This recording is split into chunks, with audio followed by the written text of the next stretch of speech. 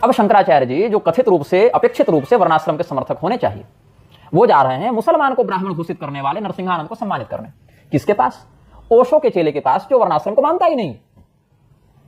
और पीएन मिश्र की अध्यक्षता में या पीएन मिश्र के मुख्य आतिथ्य में जो पीएन मिश्र जो हैं वो कहते हैं शंकराचार्य के पास वेद ज्ञान को लेकर जाने की क्या आवश्यकता है। अगर इस प्रकार से हम अनुशासन बताएंगे तो लोग ईसाई बन जाएंगे। और उस व्यक्ति को क्षोभ इस बात का है कि निग्रहाचार्य वर्णाश्रम के अनुकूल व्याख्यान करते हैं तो शूद्र वर्ण भड़कते क्यों नहीं, अपितु उनका सम्मान क्यों करते हैं। इस बात का क्षोभ है उस व्यक्ति को। पूरे शाकद्वीपी समाज को म्लेच्छ, वर्णशंकर, श्राद्ध में, पूजन में अनधिकृत बताकर रोज 50 गाली देने वाला संदीप देव यह खुलेआम कहता है कि जब तक शंकराचार्य जी नहीं बोलेंगे मैं नहीं रुकूंगा। और जो हमारा मत है वही शंकराचार्य जी का मत है, यह कई बार कह चुका है। और मुक्तेश्वरानंद सरस्वती जी 50 दिन में कुछ नहीं कर पाए हैं, तो मैं यह मानकर चलता हूं कि संदीप देव का मत ही उनका मत है, क्योंकि वो कुछ बोल नहीं रहे। तो हम दो बातें मानकर चलते हैं, या तो वो बोलने का सामर्थ्य नहीं रखते या तो उनको बोलने की रुचि नहीं है। तो जब 10 दिन तक शाकद्वीपियों को गाली पड़ती रही और इन्होंने कोई प्रतिक्रिया नहीं दी, तो फिर समयानुसार एक दिन हमने ही फिर उत्तर दिया। एक व्यक्ति ने पूछा भी, उन शाकद्वीपी ही थे, वो मंच से ही उन्होंने पूछा था, हमने प्रश्नोत्तरी के अंतर्गत उत्तर भी दिया।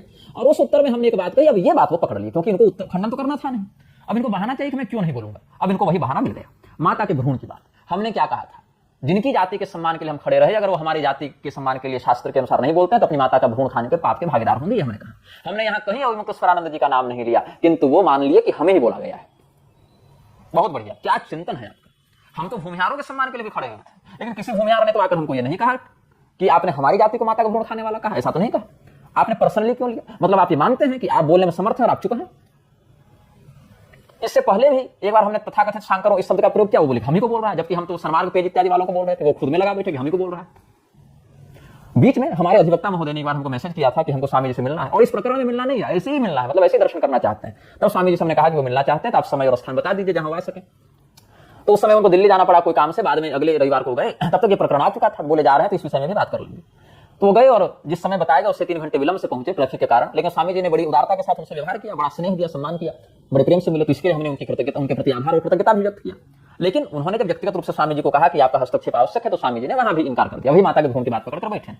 जबकि हमने स्वामी जी को कई बार स्पष्ट किया कि वो बात हमने एक जनरल टर्म के रूप में कही थी, जबकि वो शब्द से पहले 2 मिनट पहले ही आपके विषय में हमने प्रशंसनीय बातें भी कही हैं।